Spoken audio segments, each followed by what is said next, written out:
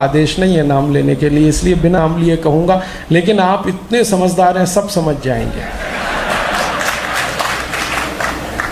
एक पुढ़ारी है जो 25 साल पहले घर में उसके टूटी साइकिल नहीं थी। महाराष्ट्र में 2 बार मुख्यमंत्री बना, केंद्र में कई बार मंत्री बना, आज भी है। आज उस पुढ़ारी की 25 साल में संपत्ति 72,000 कोटि की हो चुकी है।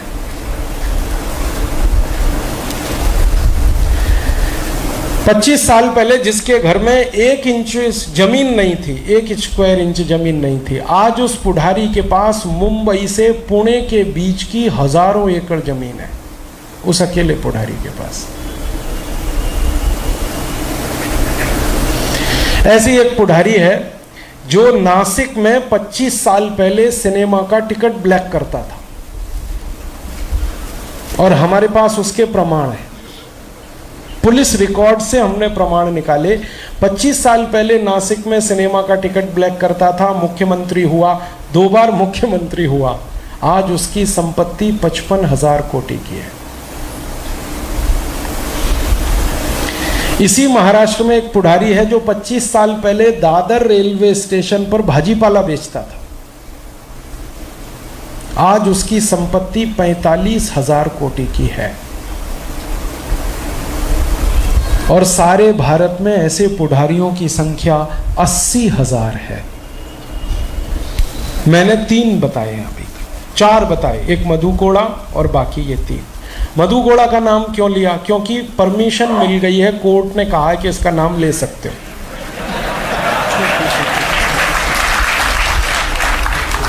बाकी का नाम कब लेंगे? जब कोर्ट परमिशन दे देगा तो उनका भी ले लेंगे। लेकिन आपको समझाना चाहता हूं कि लूट कितने बड़े पैमाने पर चल रही है। अब मधु कोड़ा को मैं मानता हूं कि ये रॉबर्ट क्लाइव का पुनर्जन्म है। रॉबर्ट क्लाइव मर गया, उसकी आत्मा इसमें प्रवेश कर गई, और रॉबर्ट क्लाइव मर गया, उसी की आत्मा महाराष्ट्र के इन 3 पुढ़ारियों में प्रवेश की हुई।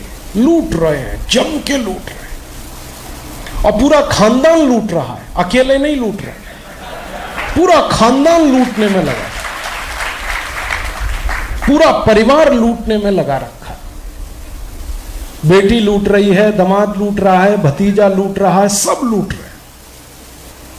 और इसको हम कह रहे हैं साहब देश की सेवा कर रहे हैं। आहा, कितना सुंदर वक्त है। साहब देश की सेवा कर रहे हैं। दूसरा हिस्सा दिखता नहीं कि वो दनादन लूट रहे हैं। ये जो लूटने वाले साहब हैं ना, इनके बेटे बेटियों का कुछ हमने हिसाब किताब जोड़ा।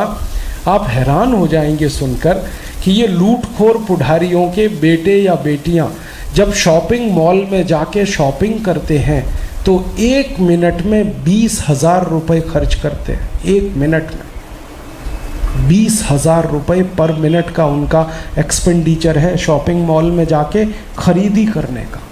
ये अभी मैं पुणे गया एक शॉपिंग मॉल में, इसीलिए गया कि अक्सर वहाँ पुढ़ारियों के बेटे बेटी आते हैं खरीदने को। वहाँ जाकर मैंने कैलकुलेशन किया। मैं पूछा 1 घंटे की शॉपिंग कितने रुपए की होती है उनकी? तो उन्होंने कहा आप 1 घंटे की बात कर रहे हैं, आधे घंटे की पूछो, 15 मिनट की पूछो। तब कैलकुलेट करते करते 1 मिनट पे आया तो 20,000 रुपए खर्च कर देते हैं, ऐसे ही फेंक देते हैं शॉपिंग मॉल। और दुख मुझे ये है कि भारत के 84 कोटि लोगों को 24 तास में खर्च करने के लिए 20 रुपए नहीं है जेब में।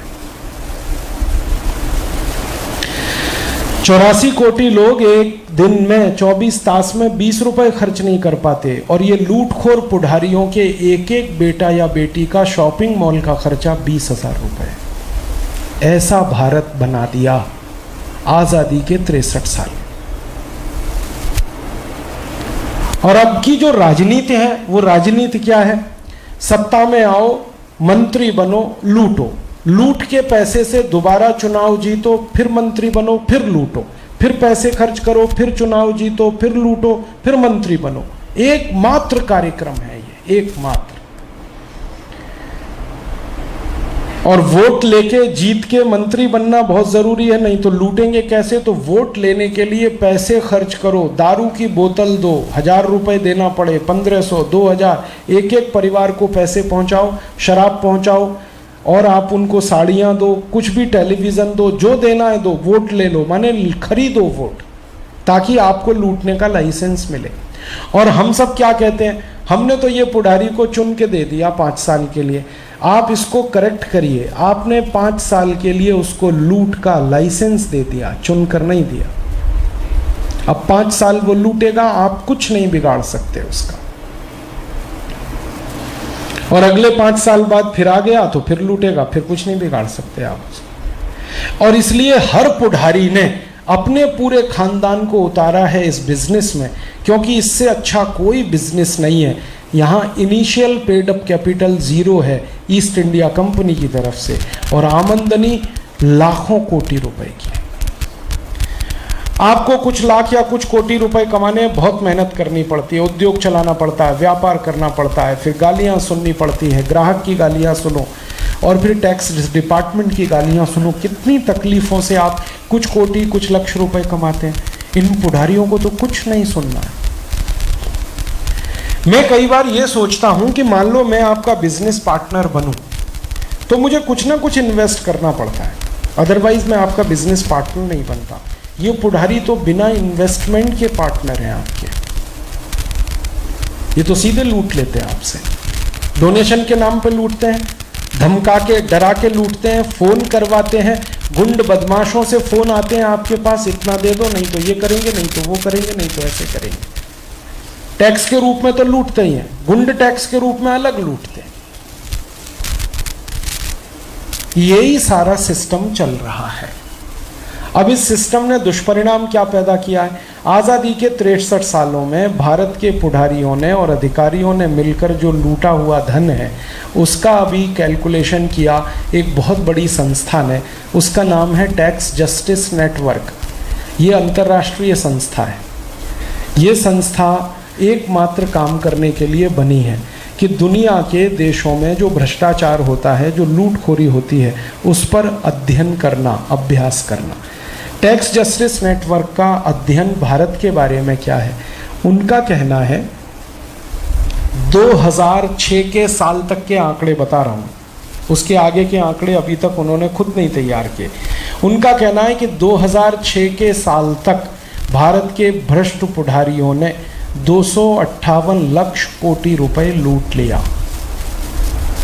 और विदेशी बैंकों में जमा कर दिया।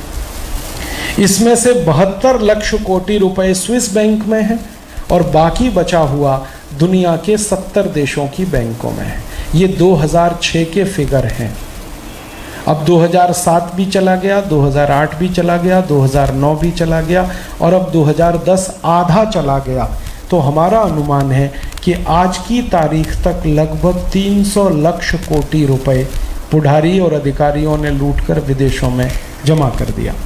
अंग्रेजों ने 300 लाख कोटि रुपए लेने में 250 साल लगाए।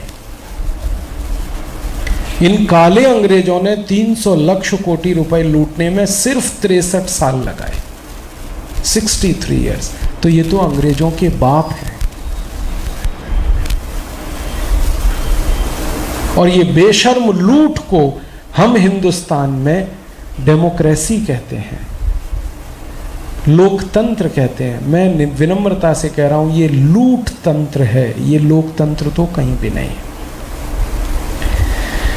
मैं एक भारत के पूर्व पुढ़ारी का कोट करूंगा, स्टेटमेंट। हमारे देश में एक प्रधानमंत्री हुए श्री राजीव गांधी। 1984 में वो लोकसभा में चुनकर गए और इतने बहुमत से चुनकर गए कि कभी जिंदगी में कोई प्रधानमंत्री नहीं चुनकर गया।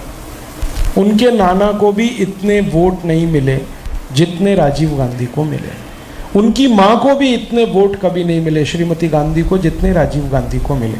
आपको मालूम है, राजीव गांधी को 411 खासदार मिले थे पूरे देश में से, और कुल खासदार 543 होते हैं। 543 में 411 खासदार, 3/4 मेजॉरिटी होती है, ये 3/4 बहुमत। पूरे देश ने उनको इतना वोट किया, वो चुन कर गए। सबसे पहला स्टेटमेंट जो उन्होंने लोकसभा में किया, जिस पे हंगामा मच गया सारे देश में, उन्होंने बड़ी ईमानदारी से, बड़े साहस के साथ एक बात कही। उन्होंने कहा कि जब मैं किसी व्यक्ति से 1 रुपये टैक्स में लेता हूँ और वापस वो 1 रुपया किसी गरीब आदमी के विकास के लिए देता हूँ, तो उस गरीब आदमी तक 15 पैसा ही पहुँच पाता है। आपको याद है ये स्टेटमेंट राजीव गांधी? सबसे सेंसेशनल स्टेटमेंट था उनका लोकसभा में चुनकर आने के बाद। हंगामा होगा पूरे देश में। लोगों ने कहा कि राजीव गांधी ने क्या बोल दिया, तो राजीव गांधी ने कहा जो मैं बोला हूं इस पर कायम हूं, बदल नहीं सकता अपने स्टेटमेंट को, क्योंकि देश की स्थिति ऐसी है। भ्रष्टाचार इतना है कि हर 1 रुपये में से 85 पैसा लुट रहा है। ये राजीव गांधी ने कहा 1984 में। अब 2010, तो 1984 से 2010 तक भ्रष्टाचार और बढ़ा है, कम नहीं हुआ है। अब हमारे देश की एक बहुत बड़ी संस्था है जिसका नाम है CAG माने controller and auditor general of India. उनका कहना है कि राजीव गांधी के समय में तो 1 रुपये में से 15 पैसा पहुंच जाता था, अब 2010 में 1 रुपये में से 8 पैसा ही पहुंच पाता है, 92 पैसा लुट जाता है। हमने इसका कैलकुलेशन किया कि ये 92 पैसा कितना है और 1 रुपया कितना है। तो भारत के नागरिकों द्वारा कुल दिया जाने वाला जो टैक्स है, केंद्र सरकार को, राज्य सरकार को और नगर पालिका को, 3 जगह हम टैक्स देते हैं। ये टोटल टैक्स है 1 साल का 21 लाख कोटि रुपए। केंद्र सरकार को हम 1 साल में देते हैं 8,50,000 कोटि रुपए। राज्य की सरकारों को हम 1 साल में देते हैं 10 लाख कोटि रुपए और नगर पालिकाओं की सरकारों को हम 1 साल में देते हैं 2,50,000 कोटि रुपए। कुल टैक्स हम जो देते हैं 21 लाख कोटि रुपए है total tax. Income tax, corporate tax, central excise, sales tax, value added tax, road tax, toll tax, corporation का सब टोटल मिला के 21 लाख कोटि। अब राजीव गांधी के हिसाब से इसमें से 18 लाख कोटि रुपए हर साल लुट जाता है और CAG की आज की रिपोर्ट के हिसाब से इसमें से करीब 19 लाख कोटि रुपए हर साल लुट जाता है। 19,50,000 कोटि। इतनी लूट होती है ऊपर से नीचे तक। लूटने वाले कितने लोग हैं? 80,000 पुढ़ारी हैं पूरे देश में। कहाँ तक के? केंद्र में प्रधानमंत्री, राष्ट्रपति से शुरू करके मैंने गिना तो लोकसभा के सभी खासदार, राज्यसभा के सभी खासदार, भारत की सभी विधानसभाओं के आमदार, सभी विधानसभाओं के चीफ मिनिस्टर, गवर्नर, सभी विधानसभाओं के आमदार, फिर जो म्युनिसिपल कॉरपोरेशन के सभी कॉरपोरेटर, टोटल मिलाकर 80,000 पुढ़ारी हैं। अभी इनमें सरपंचों को नहीं जोड़ा मैंने। अगर सरपंचों को भी इसमें जोड़ दें तो ये संख्या 5 लाख के ऊपर है। माने 5 लाख पुढ़ारी हैं लूटने वाले और 2,50,00,000 अधिकारी हैं जो उनके साथ मदद करते हैं। कलेक्टर, कमिश्नर जैसे सब अधिकारी मिलाकर 2,50,00,000। ये पूरा सिस्टम लूटता है। और लूट कहाँ से शुरू होती है, कहाँ तक जाती है? आपके घर में किसी बच्चे का जन्म हुआ, लातूर म्युनिसिपल कॉरपोरेशन से आपको बर्थ सर्टिफिकेट लेना है तो बिना रिश्वत के संभव नहीं है। यहाँ से शुरू होती है लूट। जन्म हुआ, वहीं से भ्रष्टाचार शुरू। आपको उसका जन्म प्रमाण पत्र चाहिए, घूस दीजिए, रिश्वत दीजिए, तभी मिलेगा। और जब मृत्यु होगी उसकी, तब डेथ सर्टिफिकेट चाहिए, वो भी बिना रिश्वत के नहीं मिलेगा। तो जन्म से शुरू होकर मृत्यु तक जितनी क्रिया विधि आप करते हैं सब में लूट होती है और यही लूट का पैसा विदेशी बैंकों में जमा होता है और इसी पैसे का टैक्स जस्टिस नेटवर्क ने कैलकुलेशन किया 258 लाख कोटि है 2006 तक।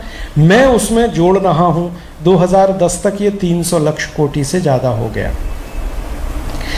अब हमारे सामने आखिरी बात मैं आपसे रखना चाहता हूं कि क्या करें अब हम।